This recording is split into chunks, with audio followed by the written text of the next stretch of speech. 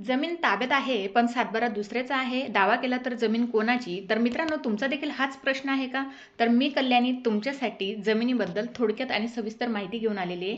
Video शेवटपर्यंत बघा, skip करू नका. आणि तुम्ही जर माझ्या चॅनलवर नवीन असणार तर अशाच महत्त्वाच्या माहितीसाठी चॅनल सबस्क्राईब करून ठेवा.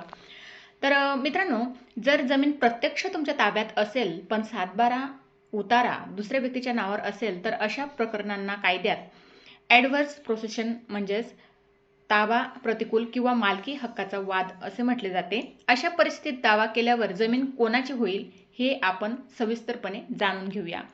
तर याच्यात पहिला मुद्दा येतो तो म्हणजे प्रतिकूल ताबा म्हणजेच ॲडव्हर्स पोसेशन म्हणजेच काय? भारतीय कायद्यानुसार लिमिटेशन ॲक्ट 1963 जर एखादी व्यक्ती दुसऱ्याच्या जमिनीवर सलग 12 वर्ष किंवा त्यापेक्षा जास्त काळ उघडपणे कोणत्याही अडथळ्याविना आणि मूळ मालकाच्या माहितीसह ताबा ठेवून असेल, तर ती व्यक्ती त्या व्यक्तीच्या मालकी हक्कासाठी दावा करू शकते.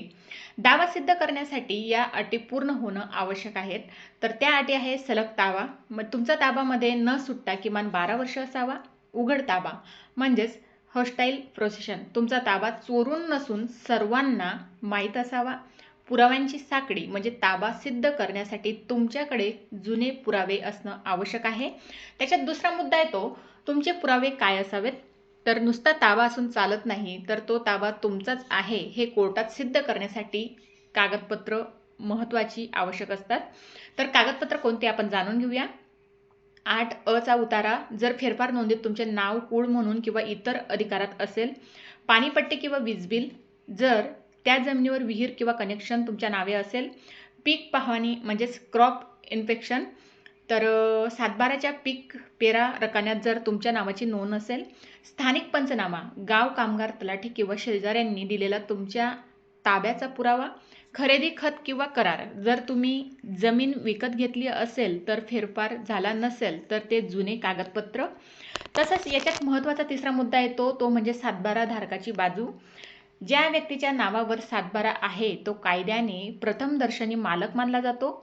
जर त्याने सिद्ध केले की त्याने तुम्हाला जमीन फक्त कसण्यासाठी बटईने दिली होती, त्याचा ताबा मिळण्यासाठी त्याने गेल्या 12 वर्षात तुम्हाला नोटीस दिली होती किंवा विरोध केला होता, तर अशा वेळी केवळ ताब्यात आहात म्हणून जमीन तुमची होत नाही. तसेच याच्यात चौथा मुद्दा येतो कायदेशीर प्रक्रिया काय असते.